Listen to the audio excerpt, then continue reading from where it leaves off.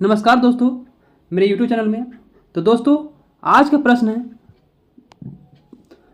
भारत में गिरोह के प्रादेशिक वितरण पर प्रकाश डालें। इंग्लिश में है, throw light on the regional distribution of houses in India. उत्तर देखते हैं। भारत प्राकृतिक तथा सांस्कृतिक दोनों ही दृष्टिकोणों से विविधताओं का देश है। भारत प्राकृतिक तथा सांस्कृतिक दोनों ही दृष्टिकोणों से विविधताओं का देश है।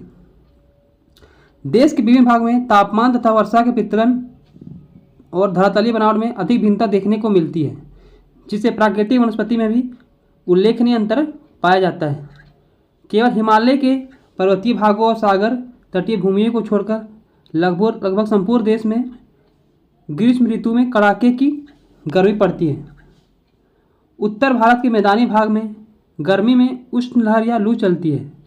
पश्चिमी घाट और पूर्वोत्तर भारत में वर्षा ऋतु में अधिक वर्षा होती है, जिसका औसत 2 सेंटीमीटर से वार्षिक से अधिक पाया जाता है। इसके विपरीत पश्चिमोत्तर भारत, राजस्थान तथा दक्षिणी पठार के आंतरिक भागों में बहुत कम वर्षा होती है, जिसका औसत 80 सेंटीमीटर वार्षिक से कम होता है और कहीं कहीं तो 40 सेंटीमीटर से भी कम वर्षा प्राप्त होती है। आगे देखते हैं। इस प्रकार जहाँ पर्वत या पहाड़ियों स्थित है, वहाँ गृह निर्माण के लिए पत्थर उपलब्ध हैं, जबकि समतल मैदानों में घर के निर्माण में मिट्टी का प्रयोग सर्वाधिक होता है। जिन क्षेत्रों में वनों से इमारती लकड़ियाँ सुगमतापूर्वक उपलब्ध हो जाती है, वहाँ गिरोह में लकड़ी के लट्ठों तथा पटरों का प्रयोग अधिक देखा जाता है। पर्याप्त वर्षा वाले क्षेत्रों में उगने वाला नरकुल, लंबी घासों, बांसों तथा ताड़, गन्ना आदि की पत्तियों का प्रयोग छपरों के निर्माण में किया जाता है। इन्हीं विभिन्नताओं के कारण भारत में विभिन्न प्रदेशों में अलग अलग विशेषताओं वाले मकान पाए जाते हैं। भारतीय गिरोह की विशेषताओं का अध्ययन संपूर्ण देश को कुछ प्रमुख प्रदेशों में विभक्त करके सुगमतापूर्वक किया जाता है। दूसरा है हिमालय का पर्वतीय प्रदेश। हिमालय के पर्वतीय क्षेत्रों जम्मू एवं कश्मीर, हिमाचल प्रदेश, उत्तराखंड में स्थानीय उपलब्धता के कारण अधिकांशतः पत्थर के गृह बनाए जाते हैं, जिनमें लकड़ी के लट्ठों तथा पटरों का प्रयोग किया जाता है। कटकों तथा स्कंधों स्पर्श पर एकांकी वासगृह अधिक देखने को मिलते हैं। गिरोह की छतें ढालू बनाई जाती हैं, जिससे वर्षा का जल या हिम सुगमता से नीचे गिर जाता है। इस प्रकार के गृह पश्चिम में कश्मीर से लेकर पूर्व में पूर्वोत्तर सीमांत प्रांत नेपाल तक मिलते हैं। कहीं कहीं पर 2 या 3 मंजिल वाले गृह भी पाए जाते हैं, जिनमें ऊपरी छत के नीचे लकड़ी के लट्ठों तथा पटरों से कोठे बनाए जाते हैं। गृहों के द्वार प्रायः सूर्यमुखी पूर्व और दक्षिण होते हैं, जिससे दिन में अपेक्षित धूप प्राप्त होती है। पूर्वोत्तर भारत के उत्तरी पूर्वी पहाड़ी प्रदेशों में पत्थर और इमारती लकड़ियाँ पर्याप्त मात्रा में उपलब्ध है और यहाँ वर्षा भी अधिक है, 2 सेंटीमीटर वार्षिक से ऊपर होती है। ऐसे पर्यावरण में यहाँ अधिकांश पत्थर और लकड़ी के मिश्रित गृह अधिक लोकप्रिय हैं। गिरोह की छतें प्रायः ढालू और घास नरकुल पत्तियों द्वारा निर्मित छप्पर के रूप में होती है। छप्परों के बारजे दीवार से बाहर की ओर निकले होते हैं। घाटियों में गिरोह की दीवारें मिट्टी से बनाई जाती हैं। छप्परों की दीवारें बांस और लकड़ी के टडरों पर मिट्टी के लेप चढ़ाकर भी बनाई जाती हैं। पश्चिम बंगाल के उत्तरी भाग, सिक्किम, असम, मेघालय, अरुणाचल प्रदेश, मणिपुर, त्रिपुरा और नागालैंड में ढालू छत वाले गृह मिलते हैं, जिनमें पत्थर, मिट्टी, लकड़ी, बांस, घास, पत्ते आदि का प्रयोग एक साथ या कुछ के साथ संयुक्त रूप से देखने को मिलता है। निचली गंगा घाटी, ठीक है। पश्चिमी बंगाल में जहाँ वार्षिक वर्षा का औसत 2 सेंटीमीटर से अधिक है, अधिकांशतः तीव्र ढाल वाले छपरों के गृह बनाए जाते हैं। गिरोह की दीवारें प्रायः 2 प्रकार से बनाई जाती है। पहले प्रकार के अंतर्गत बांस और बेत से बनाए गए ठट्टरों पर मिट्टी का लेप चढ़ाकर दीवारें बनाई जाती हैं और उनके ऊपर बांस के ढांचों पर घास, पुआल, जंगली खजूर, हंतार या गोलपात के पत्तों को छप्पर बनाया जाता है, जो दीवारों के बाहर तक छज्जा के रूप में निकला हुआ होता है, जिससे दीवारें पानी के बौछार से कटने नहीं पाती। दूसरे प्रकार के अनुसार मिट्टी की दीवारें बनाई जाती हैं और उस पर छप्पर रख दिए जाते हैं। ठीक है। अधिकांश बंगाली गिरोह में एक ही कक्ष होता है जिसके आगे पीछे दोनों ओर बरामदे बनाए जाते हैं। बंगाल मकान सामान्यतः एक अहाते के भीतर होते हैं और गिरोह के फर्श भूमि से 150-250 मीटर तक ऊंचे बनाए जाते हैं जिससे भूमि की नमी ऊपर दीवारों तक ना पहुंच पाए। अहाते के भीतर प्राय एक लघु तालाब भी बनाया जाता है जिसमें मछलियां पाली जाती हैं।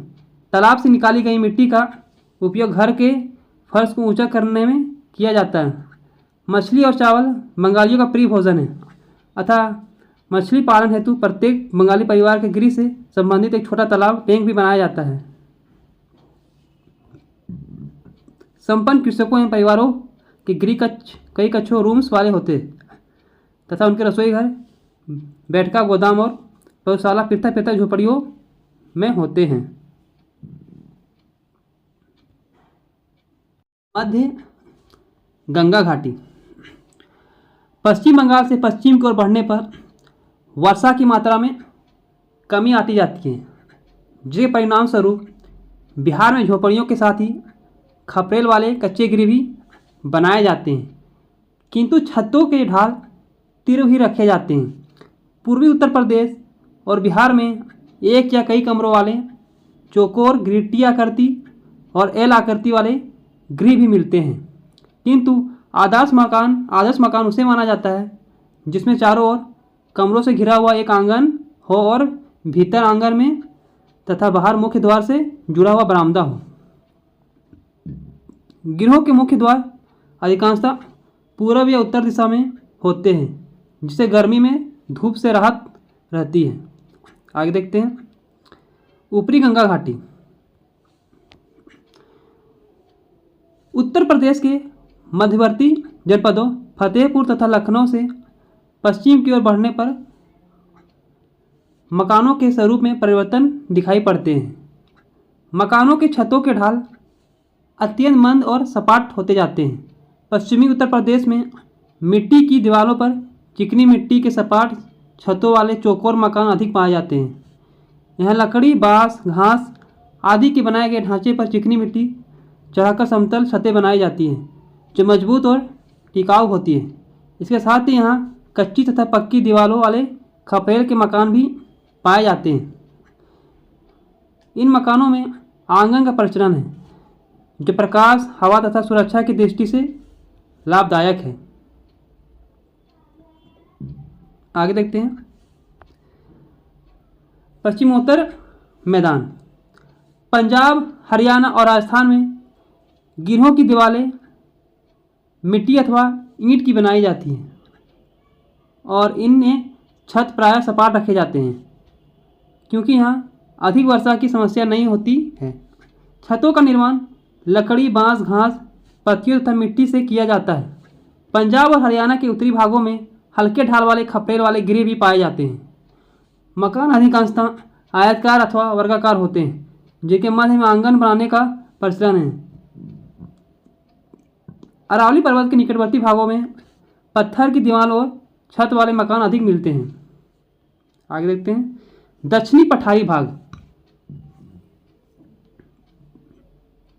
दक्षिण पठारी भाग में मिट्टी और पत्थर की दीवारों वाले मकान बनाए जाते हैं जिनकी छतें सामान्यतः खपरेल, मिट्टी या छप्पर की होती है। निर्धन परिवार जो खपरेल के मकान नहीं बन पाते घास और पत्तों से बनाई गई झोपड़ियों में रहते हैं। पठार के आंतरिक भाग में जहाँ वर्षा कम होती है सपाट छतों वाले गृह का भी प्रचलन है। पठार के उत्तरी पश्चिमी भाग में पत्थर, मिट्टी, ईंट, खपरेल आदि के गृह अधिक मिलते हैं और उनमें से कुछ 2 या 3 मंजिल वाजले भी होते हैं। मालवा के पठार पर मिट्टी और ईंटों वाली दीवारों पर छप्पर अथवा खपरेल की छतें बनाई जाती हैं और दीवारों से बाहर की ओर छज्जे निकाले जाते हैं।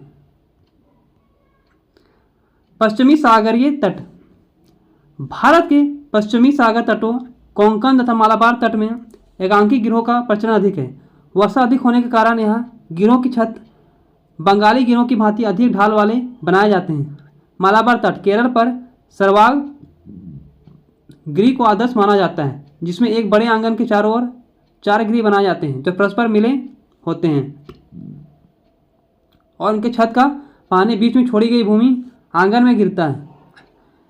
ऐसे गिरोह को नाडु मित्तन या नानुपुरा कहते हैं। गिरोह के द्वार मुख्यतः पश्चिमोन्मुख होते हैं।